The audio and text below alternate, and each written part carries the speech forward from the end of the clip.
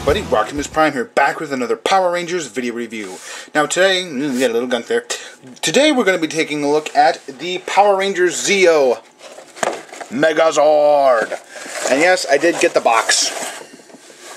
So, there is that there. You see, it's a very nice box. Very cool. Very cool. And you do see the different things. You got Zeozord 5, main Megazord, Power Rangers Zeo.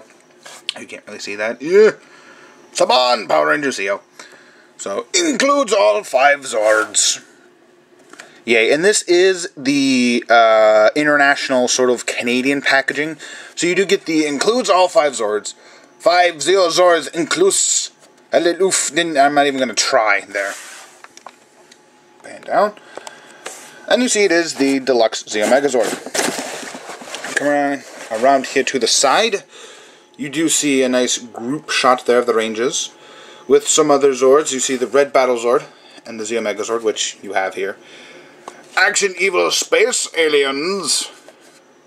Cool. And then the Action Zeo Rangers themselves. Collect them all. Power Rangers Zeo. Sorry. Power Rangers Zeo on the back. You get Zeozord 5. Little transform. Zeozord 4. 2. 1. 3.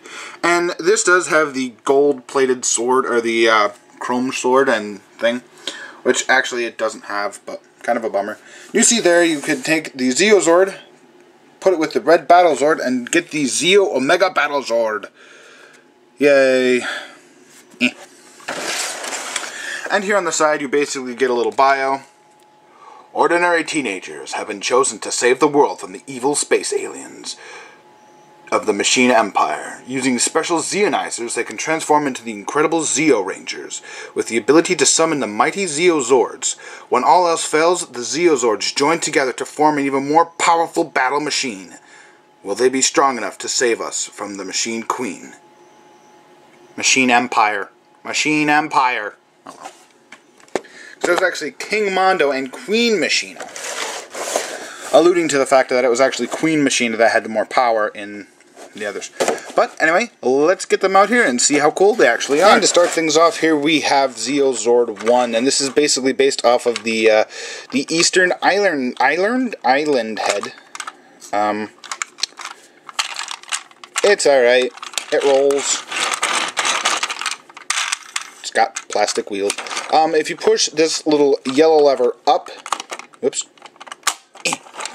you do get artillery on the sides as well as a big cannon on the top.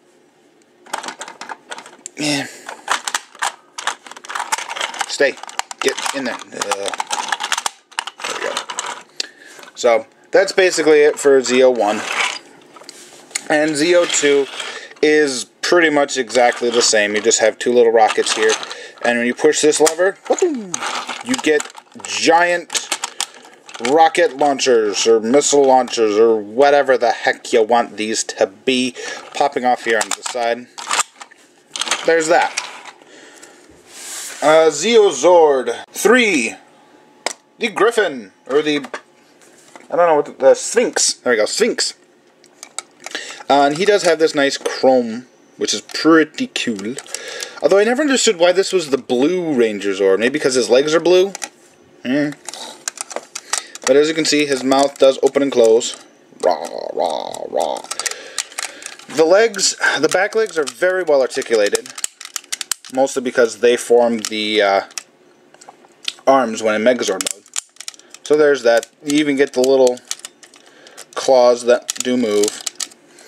The front legs basically only go back, and they don't go forward very much. But again, because it's the Zord, it's the main torso, the legs in the back are going to be the most, and its tail wags. Hooray. Sit you back there. Here we come to the Brick, otherwise known as the Bull. The Bull's articulation is he does this.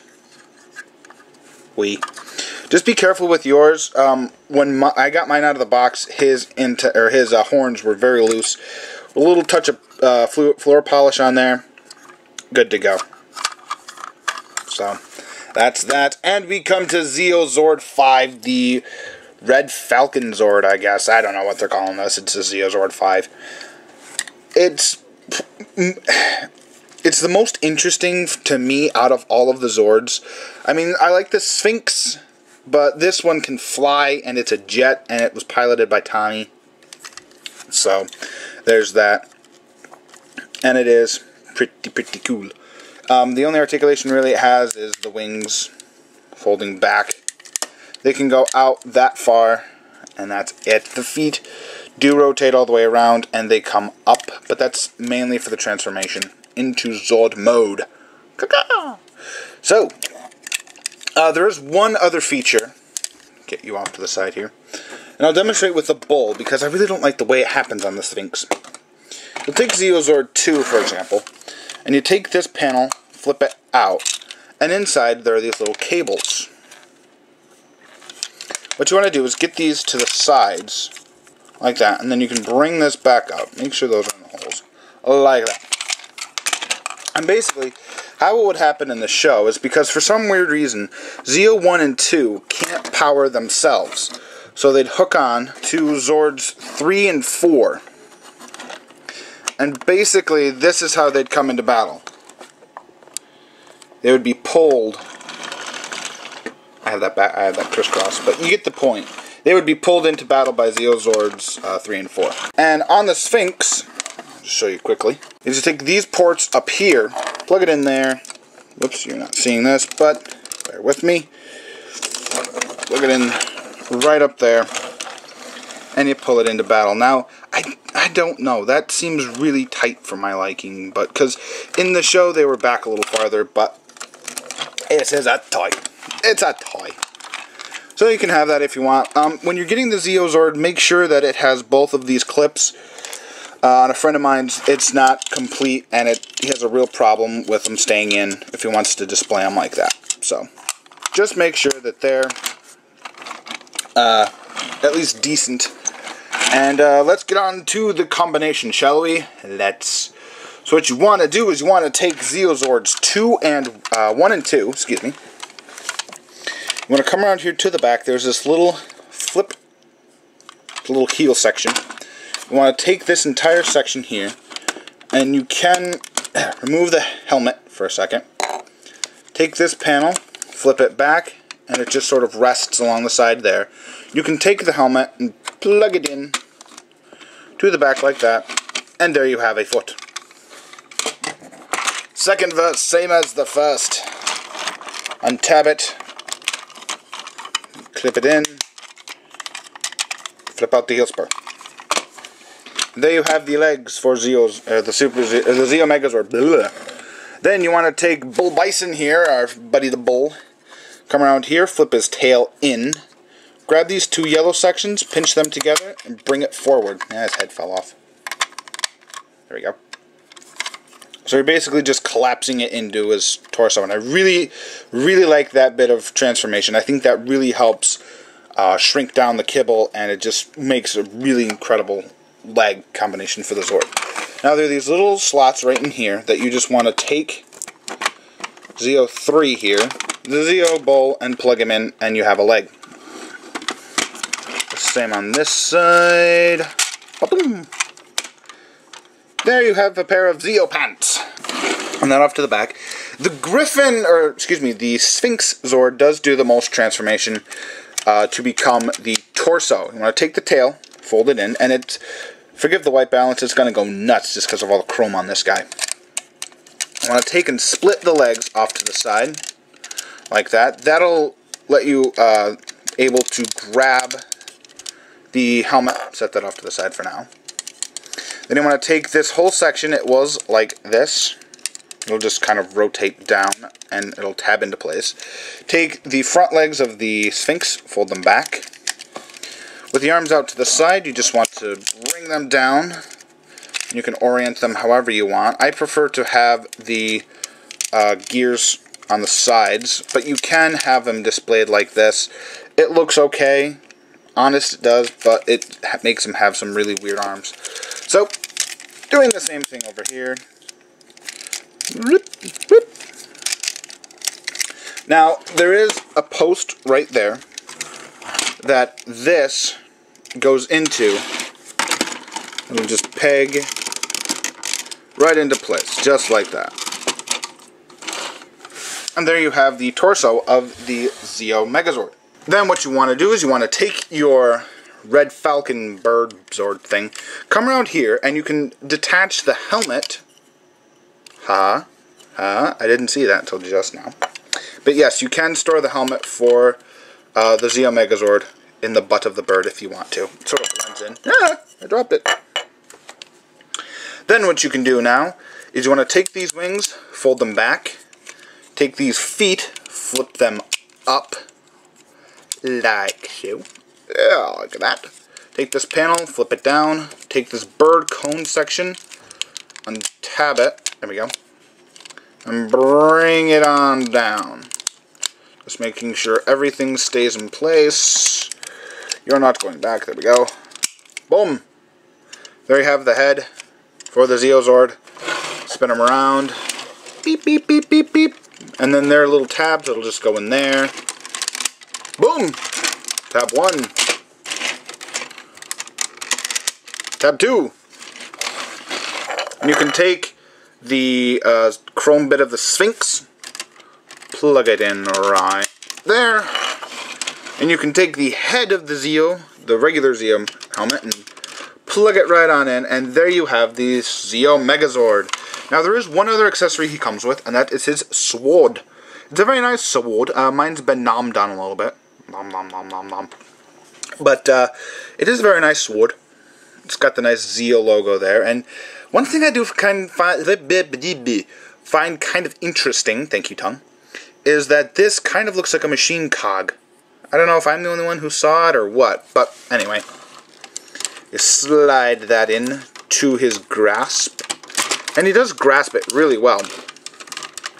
And you can get him doing all sorts of heroic poses, holding a sword and whatnot. So, the one, before I go over the articulation, there are some features of the Zeo Megazord that happened in the show, I guess. This helmet will let you, only lets you summon the Zeo Sword, so the Zeo Saber. So that's out. When you remove the helmet, and let's just go in order. Zeo 1. He gets a big gun on his head. I think this gave another purpose, or another feature, I don't remember though. Zeo 2 just gives him like rocket launchers on his helmet. And I think that gave them one other ability. Again, I'm not sure. Because I seem to remember the Zeozord being underwater with this helmet. I don't remember. Did that happen? I don't know. Anyway. Then we'll move on to the Sphinx head. You just want to come in here and flip that around. Come around and plop it on in there like that. And I think this one gave it control over gravity. And no, it's this one that gives it gravity. This one gives it like telekinesis or something. I don't remember this one being used a whole lot in the show. But it's a chrome hat. It's pretty cool. And then last but certainly not least, the bowl. You just rip his head out of his groin and pop his head on like that. And basically this would charge at the monsters and just beat them until they were defeated. And I think it gave it power over gravity too, but don't quote me on that because that was in the comics. Put that back on his groin. Put that back there. Articulation for this guy. His arms do go all the way around.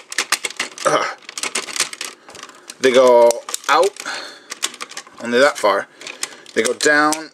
That far. They ratchet at the elbow. And it can go backwards. But again, mostly for transformation. And you do get a wrist swivel. It's not much, but for a Power Ranger toy, that's a lot of articulation. And of course, come undone, did you? Yeah. Being a Power Ranger Megazord, that is all she wrote. That's all the articulation this guy has. But again, Accessory count, you know, you've got a lot of options for how you want this guy displayed. I'm just going to stick these back on here. Clip. I said clip. Clip. Thank you. And pop you right back on here. Give you your sword for the end of this video. And that is about all I can think of for the Zeo Megazord. Oh, size comparison time. Here's the Zeo Megazord. Here he is with Transformers MP10 Optimus Prime. So, just so you can see how they scale up there. Here he is with MP10. Very cool Transformer. Here he is with the Legacy Dragonzord. Roar! Man, he's dusty. And he hasn't been up there that long either. So, there's that. And here he is with the Super Robot Chugokin. This guy's tiny compared to the Zeo Megazord. Just zooming in so you can see, because I can do that now. Very nice details all throughout. Close look here. Sphinx. It certainly does. The Sphinx. Some nice detail in the arms itself. Whoa! There's the sword. The legs and the really nice detailing there on the leg. Whee! And that's about all I can say for the Zeo Megazord. Like I said before, this is a really good Megazord. I really do enjoy having it. The sticker wear on mine's a little bit eh. But again, I did get the box with it, so whee! So yeah, if you can find the Zeo Zord for reasonable price, I'd say pick him up. This guy, I think, is a lot better than the Super Zeo Megazord. I don't like the Super Zeo Megazord. I don't. Anyway, this has been Optimus Prime. I want to thank you guys for tuning in to yet another Power Rangers review. I got this guy on the Power Rangers Facebook group. Link in the description below. So if you want to check that out, send him Optimus Prime sent you. Tell him Optimus Prime sent you. That's the words I was looking for. Anyway, that is about it. All I can say for Zeo Zord is, yeah. So, this has been Optimus Prime. I want to thank you guys for watching. I'll talk to you later. Hope you guys have a great day, great night, whenever you're watching this, and may the power protect you, always.